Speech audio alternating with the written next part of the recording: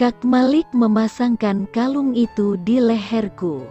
Setelah itu, barulah aku bisa memperhatikannya baik-baik. Kalung berinisial namanya.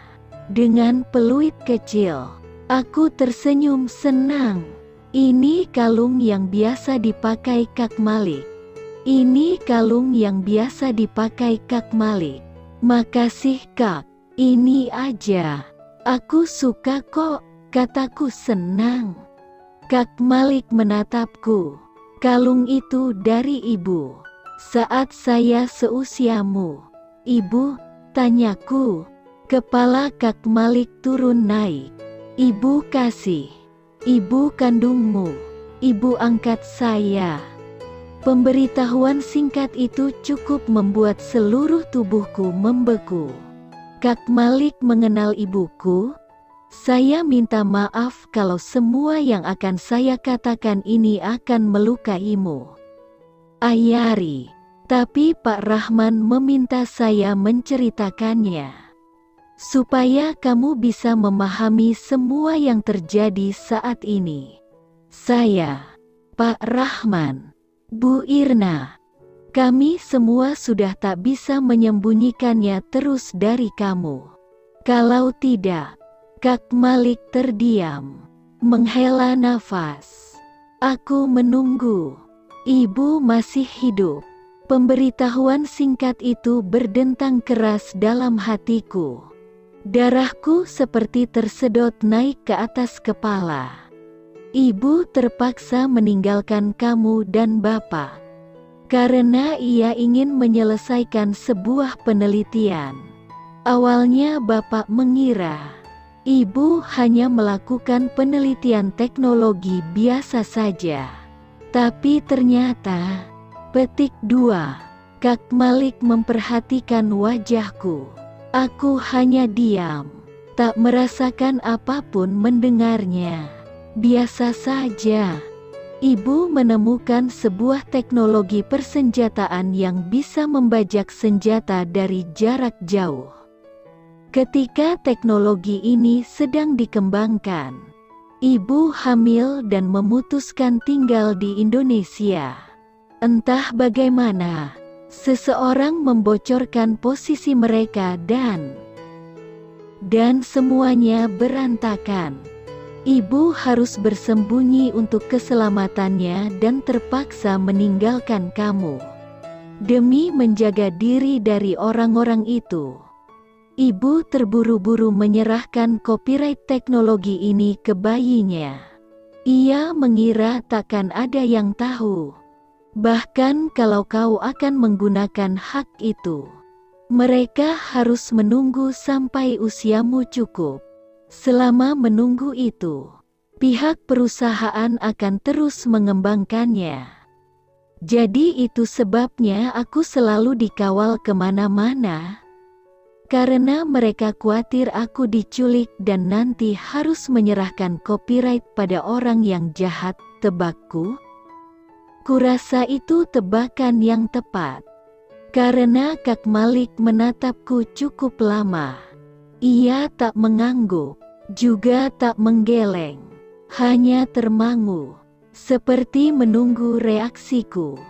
Aku ingin mengucapkan sesuatu yang bisa membuat suasana dingin ini mencair.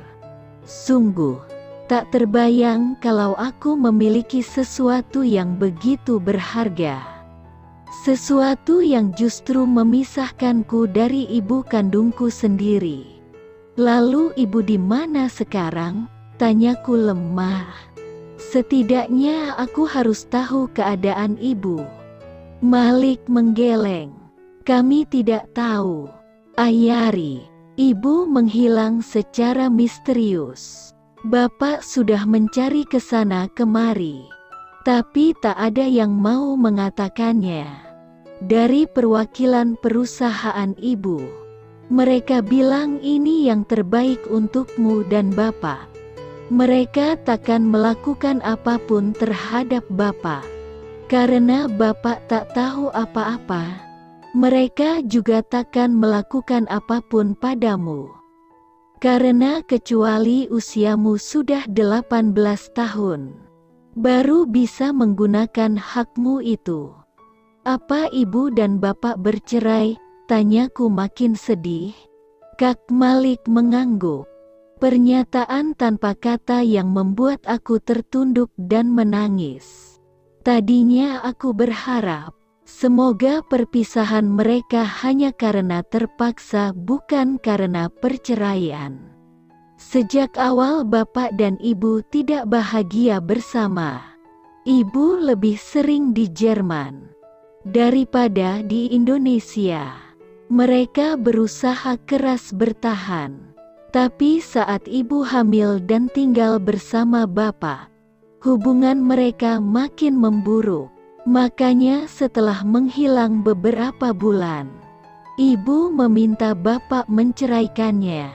Tanganku meraba kalung di leherku, mengamatinya. Kak Malik tersenyum melihatku mengamati kalung itu lagi. Ibu membuat kalung itu secara khusus. Ada GPS di situ. Fluid itu untuk safety jika tersesat. Ibu membuatkan 2 buah. 1 untuk saya dan 1 lagi untukmu. Ia mengirimkannya 2 tahun lalu. Tapi maaf, saya lupa bawa. Jadi ambillah yang itu untukmu, nanti kita kembali. Saya tukar. Gak usah, Kak. Ini aja, tukasku. Kak Malik menghela napas lega. Ia mengangguk. Kakak kenal ibu di mana? Selidikku. Setiap Kak Malik menyebutkan kata ibu, ada nada sayang terdengar. Ibu mengadopsi saya dari panti asuhan saat dia baru saja melahirkan. Kata ibu, orang tua saya adalah sahabatnya. Tapi, kita terpisah saat ibu pergi begitu saja, jawab Kak Malik perlahan. Jadi kita kakak adik? Kak Malik menggeleng. Tidak secara administrasi. Ibu tak pernah sempat mengurus dokumennya. Tapi saya berhutang sangat besar pada bapak dan ibumu, Ayari. Kalau bukan karena mereka, saya tak mungkin ada di sini, bisa duduk di depanmu. Terjawab sudah mengapa papa begitu sayang pada Kak Malik. Bagi papa, Kak Malik itu bagai putranya sendiri. Mungkin ini alasan Kak Malik juga berbeda dari pengawal-pengawal lainnya.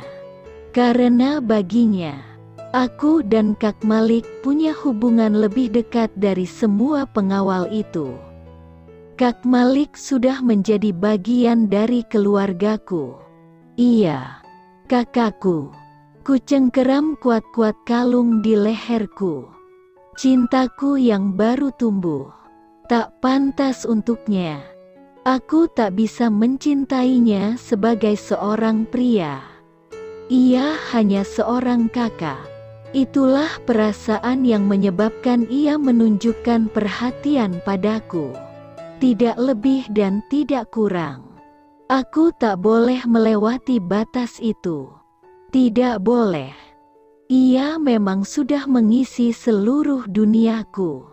Tapi aku tak bisa mengatakannya. Ia hanya seorang kakak.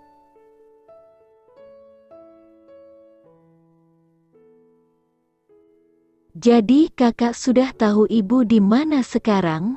Tanyaku lagi setelah bisa menguasai diri. Kak Malik menggeleng. Saya gak tahu. Bapak juga. Tapi kami tahu. Devira. Temanmu itu adalah pengawal yang ditugaskan ibu untuk menjagamu. Bu Della juga. Itu kakaknya. Mereka berdua direkrut ibu untuk menjagamu di sekolah. Aku terperangah. Kak Devira, Bu Della, ulangku tak percaya.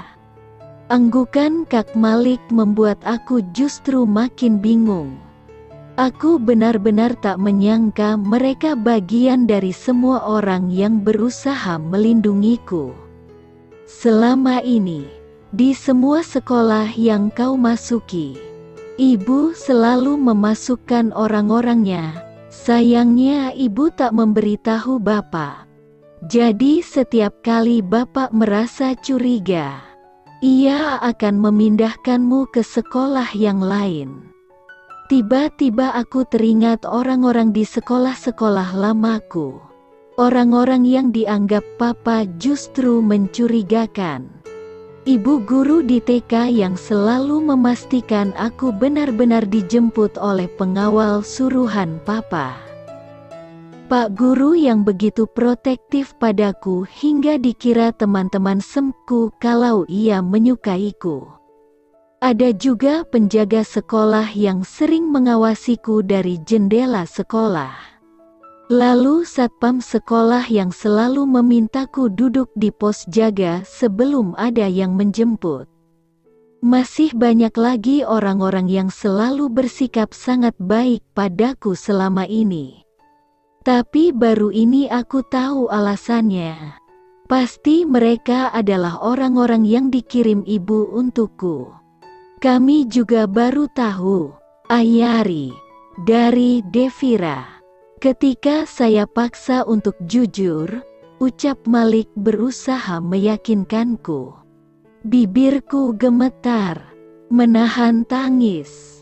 Mendadak sebuncah rasa rindu memenuhi seluruh hatiku. Ibu, bahkan saat aku mengira ia sudah tiada, masih berusaha melindungiku. Aku mengerti, alasannya terlalu banyak hingga ia tak bisa bertemu denganku. Tapi aku hanyalah seorang anak, dan aku ingin bertemu ibu. Ibu yang melahirkanku. Ibu yang pernah merelakan rahimnya menjadi rumahku selama 9 bulan. Yang kuinginkan hanya melihat ibu. Tanpa banyak bicara, aku berdiri, keluar mencari Kak Devira. Orang yang kutahu bisa memberitahuku di mana ibu. Ya, Ayari, kamu mau kemana? Tanya Kak Malik saat aku melewatinya begitu saja. Aku tak perlu jauh-jauh mencari karena Kak Devira duduk di kursi batang kayu dekat tenda. Seperti menunggu, ia berdiri, tersenyum saat melihatku keluar. Ayari, bergegas aku mendekat. Kak, ibu di mana? Ibuku di mana? Apa dia di sini? Apa ia di Indonesia?